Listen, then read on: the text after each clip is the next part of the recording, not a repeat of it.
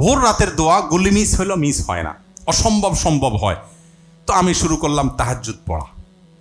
আর কিছু পারি না পারি, ভোর রাতে উঠে খুব কান্নাকাটি করি আল্লাহর কাছে। উনি বলেন যে আমি কয়েকদিন আমল করার পর আমার ভিতরে পরিবর্তন দেখলাম। এরপরে চেক টেক করে দেখলাম কোনো রোগটুক নাই আমার শরীরে।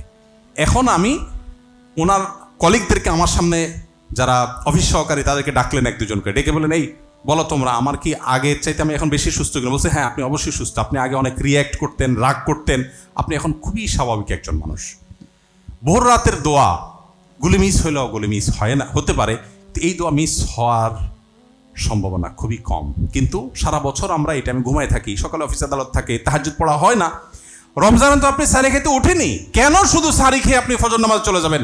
আপনি 5টা মিনিট রাখেন, সাহারির আগে আপনি দোয়া করবেন। দেখেন বেশিরভাগ মানুষ হয় কি, রমজানে শেষ মুহূর্তে সাহারি খাওয়া সুন্নত আমরা জানি, কিন্তু শেষ মুহূর্তে সাহারি খাওয়ার মানে এই না যে মুয়াজ্জিন আর আপনার মধ্যে কম্পিটিশন চলবে।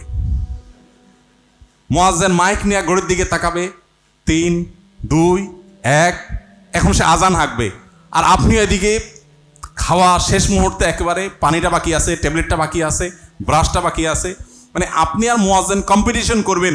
এই লেভেলে শেষ সময় সাহারি খাওয়া সুন্নত না ভাই।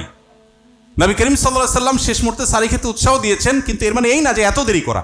এই জন্য যথাসম্ভব অন্তত কয়েক মিনিট আগে সাহারি শেষ করা।